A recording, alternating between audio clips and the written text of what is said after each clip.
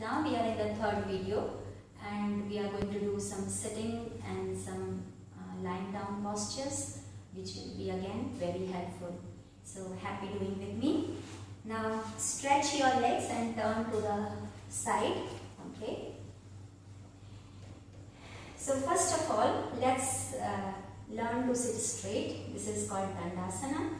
Your knees are straight, your feet are flexed and your hands are beside your body. Okay. Now inhale and pull your arms over the head and then pull your right arm up, left arm up, right, left and make yourself very tall. You are sitting tall. You are keeping your knees straight, feet flexed and breathing naturally. Okay, and then we come back. Fine. Now from here, we are going to do little bit movements. So lock your toes with each other and turn around to the right side and try to touch the floor. Then go to the other side and try to touch the floor with your forehead. So right and left, right and left, one more, right and left. Now from here we are going to do another set of movement which is called boat rowing. So let's row the boat. You have oars in your hand and then you go a little backwards, stretch your arms up and forward. So inhale in the backward movement and exhale in the forward movement. 4, 5, 6, 7 and 8. Then we row our boat backwards. 1, 2, 3, 4, 5, 6, 7 and 8. Okay. Now bend your right leg and place your heel at the perineum. Okay. So you are really placing your heel very close to your body. Now this is Janu sirsasana. So we are going to touch, Janu is the knee and we are going to touch our head to this. So catch hold of the first toe and the second toe with each hand. Now over here, some of you might not be able to touch the toes, then you will keep your hand here. But those who are doing this, in addition that it is going to give you healthy pressure around the abdomen, it is also working for your sciatica. Okay, so this is the additional advantage of holding the first to the second toe and then you inhale, make your back straight, relax your mind, relax your face, have a gentle smile and then as you exhale, see if you can go a little bit more forward and start relaxing your back muscles and then go a little bit more forward if you are able to. Otherwise, stay wherever you are. Those who are able to, then touch your forehead to the knee. Keep breathing naturally as you are holding the final pose. Feel the breath moving steadily. And then come back up. Release your arms and place them down. Release your legs and make it straight and bend your other leg. Once again, the heel is close to your groin at the perineum, the space between the, just above the anus. Okay, so once again, you are bending forward and you catch hold of the first and the second toe. Fine. Inhale, pull up your body, your back, lengthen your spine, relax yourself. Feel the back muscles getting stretched. Then you exhale, you try to bend forward. Now it may not be be possible for everyone, but those who are able to, then you can touch your elbow on the floor and touch your forehead to the knee and stay there. In the final position, wherever you are, maybe if you are up also, then you have to learn to relax and feel the breath moving slowly, softly,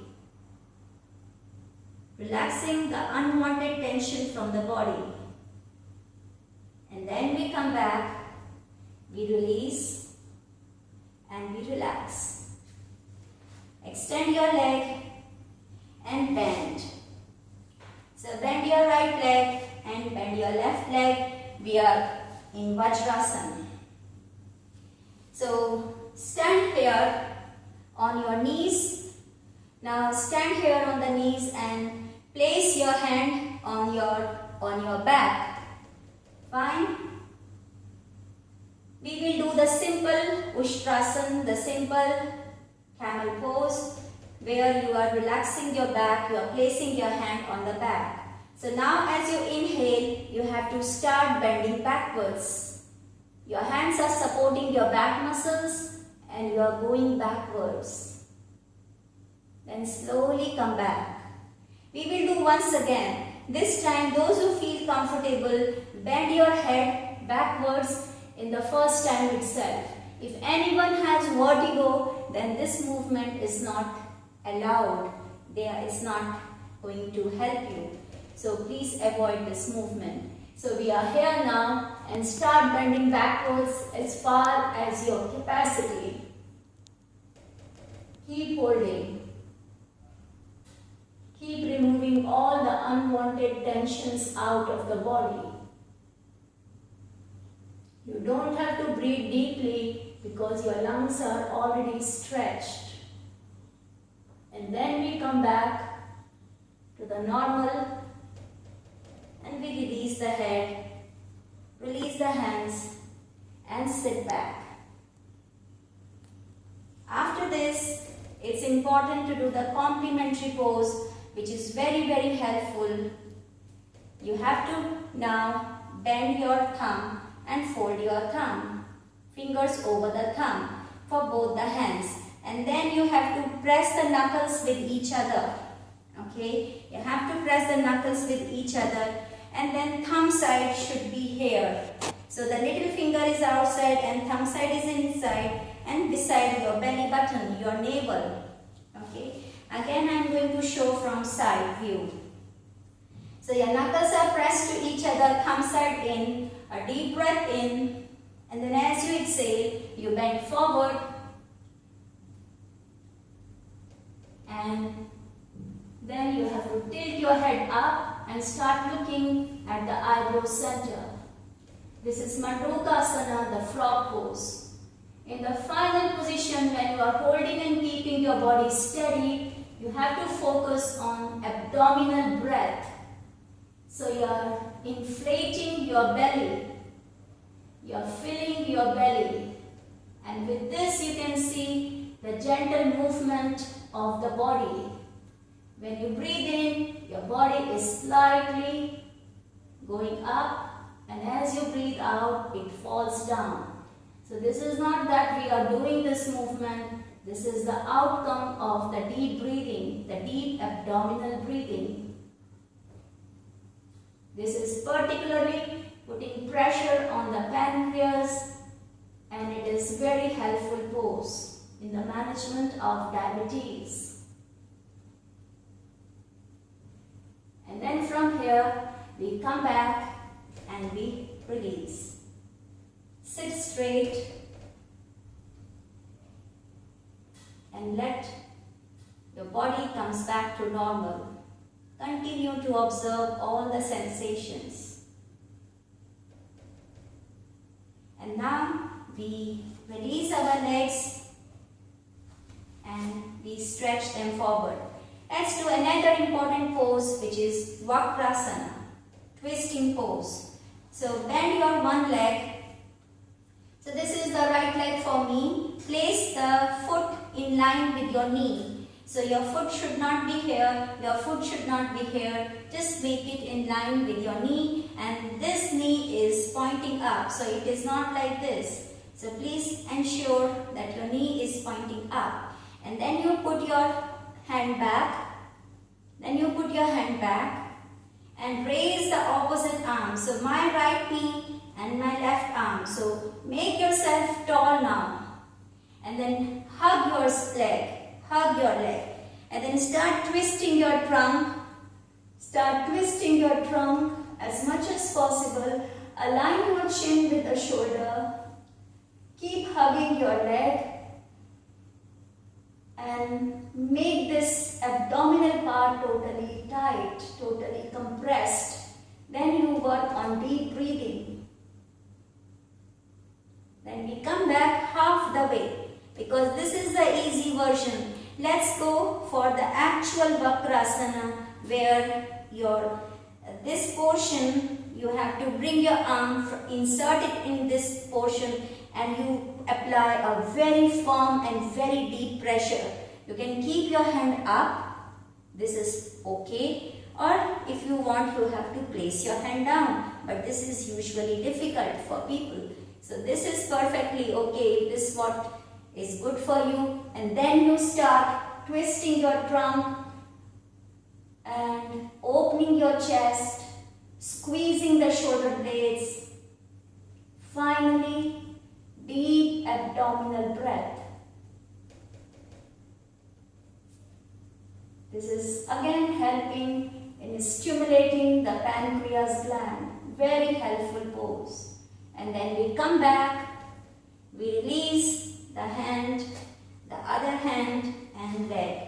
Let's do it on the other side. So you're bending the leg, you're aligning it with the knee. Then sit tall and place the same side of hand back side. So my left leg and my right arm. So raise your right arm up, become tall. And then wrap your arm around your leg and twist your trunk to the left side. Start opening your chest. Keep hugging your leg. Start breathing very deeply, deep abdominal breath. You are squeezing the shoulder blade and you are holding with an equanimous mind, with a soft breath. And then we come back half the way to go to the next step where we insert our arm from in between this space and to apply more pressure. So as I said, you can hold it here or you can place your hand down, whatever works good for you, and then apply pressure and twist around. Twist around and try to move your head as much as possible. So you are also working for the cervical part. You are working for the lumbar part, thoracic part, and then the cervical. Keep breathing. Keep holding. And then return back. Then we release. We extend our leg and we relax. You can just relax for a while. And then let's do another beautiful pose, which is boat pose. Okay, it is very good for your core. So we little bit slide forward and then we balance. We balance on the sacrum part. In the beginning, it's important that you learn to roll your shoulders down and hold your back straight. Okay, and then from here, you release your leg and look at your toes. You are supporting your body with your hands and you are trying to keep your body steady. And then return back. So this was first step. Let's do again. If you want, you can continue with the first step because it takes a while to improve on this. So again we go back, we roll our shoulders down, we try to hold our back as straight as possible, look forward and then release the legs. Try to make your legs parallel to the floor. Once you are here and you are ready, you can release your arms and now hold.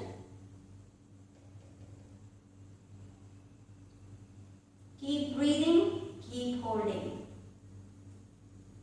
Then slowly come back. You can very well relax like this.